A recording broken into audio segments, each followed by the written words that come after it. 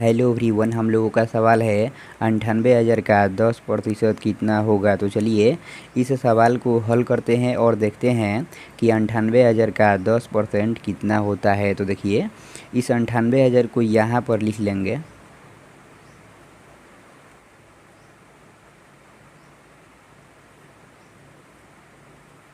यहाँ पर क्या है आप लोग ध्यान दीजिएगा, हम यहाँ पर भी का लिखे हुए हैं।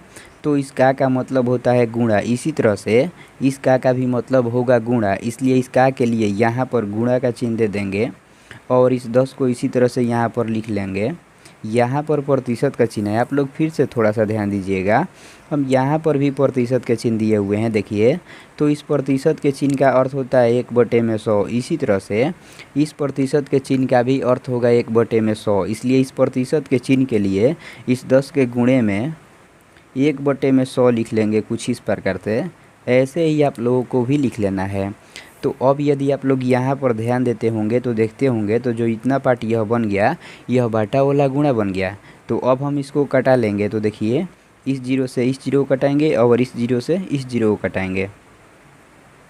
यहाँ पर 9800 बच गया, तो इसको इसी तरह से यहाँ पर लिख लेंगे।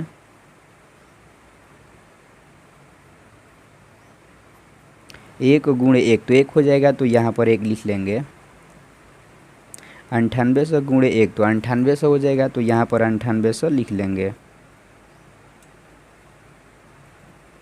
तो यही हम लोगों का आंसर हो जाएगा।